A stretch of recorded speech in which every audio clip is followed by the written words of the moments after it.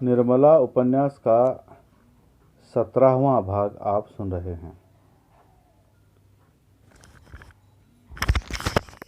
कृष्णा के विवाह के बाद निर्मला कई दिनों तक मैके ही में रह गई। वकील साहब बार बार पत्र लिखते थे पर वह न जाती थी। वहाँ कोई ऐसी चीज़ न थी जो उसे खींच ले जाए।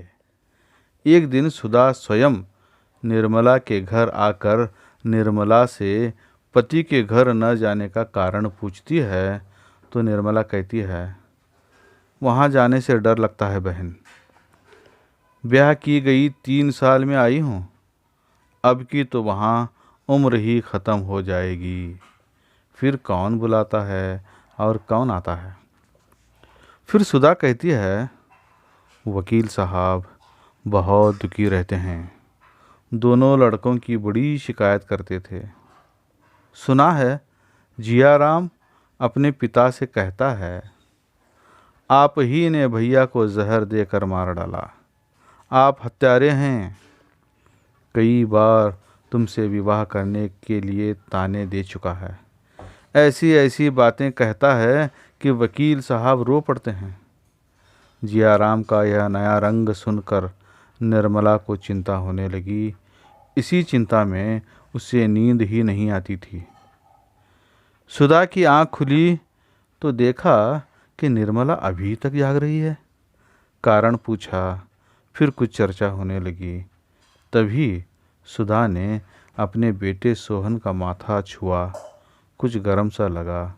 निर्मला ने भी उसे छू कर देखा तो बुखार नहीं था, बस उसका जिस्म, उसका शरीर गर्म था कहकर उसने भी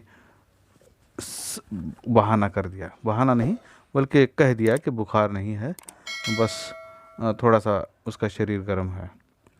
सुबह को कल्याणी ने देखा तो कहा, डॉक्टर सिन्हा को बुलाने की ज़रूरत नहीं, इसे नज़र लग गई है।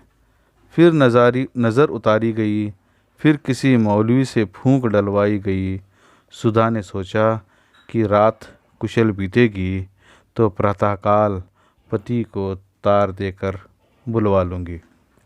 लेकिन रात कुशल से न बीतने पाई। आधी रात जाते जाते बच्चा हाथ से निकल गया। रात ही को डॉक्टर सिन्हा को तार दे दिया गया और सुबह 9 बजते डॉक्टर सिन्हा मोटर पर आ पहुँचे। सुधा फूट फूट कर रोने लगी। पति के सामने जाने से घबराती थी।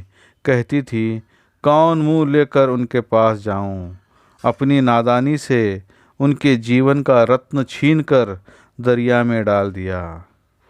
फिर किसी तरह डॉक्टर सिन्हा से उसे जब मिलाया जाता है, पति के सीने पर सर रख कर रोने लगती है।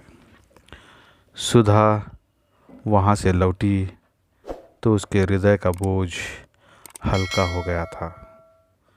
पति की प्रेम पूर्ण कोमल वाणी ने उसके सारे शोक और संताप का हरण कर लिया था।